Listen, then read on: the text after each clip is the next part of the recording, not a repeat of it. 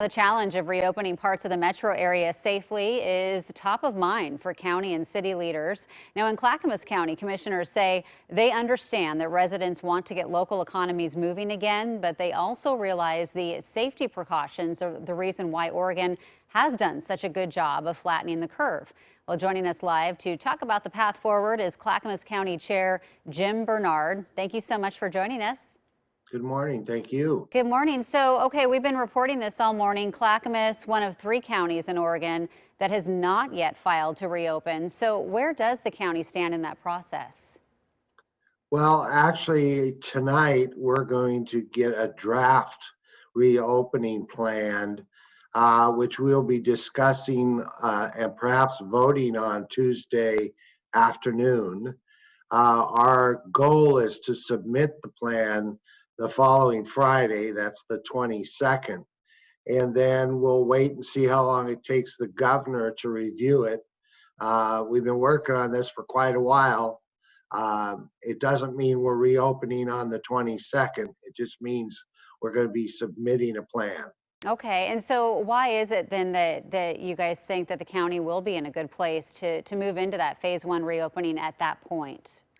Well, because we've met all the goals. We have, at least we're working on having a number of contract tracers. Our hospital stays are down, our equipment, all those, we're meeting all those goals. Yeah, and what have been some of the biggest challenges in meeting those requirements set by the state? I mean, you were just mentioning some of the goals and the requirements. What have been just some of the difficulties that you and Clackamas County have faced? Well, first off, you may note that Multnomah, Washington, and the city of Portland got money. Well, Clackamas County, 75,000 people short of receiving that money. So we needed clarification on who's paying for this. And so on a governor's phone call, she cleared that up. The state of Oregon will be paying for it. The other thing is, did we need to have the 130 people on staff? Or do we have contracts where we can call on them when needed? And she also cleared that up. And that makes it much easier. The other is PPEs.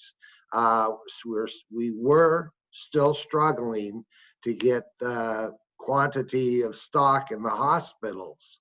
But now we have certification from the hospitals that they do have those supplies. Oh, that's good, at least that things are looking up. Now, do you think that Clackamas County and the rest of Oregon will ever be able to return to what life looked like pre-pandemic? Well, I'm the chair of the Regional Disaster Preparedness Policy Committee, and last night we saw Portland's plan, the city of Portland, and it was really amazing what they're going to be doing in the future when their buildings open, where if their buildings will open, and the time frame. We are going to be looking at a different way of life. I mean, if people could work at home and do the same kind of work, the same quality, why not?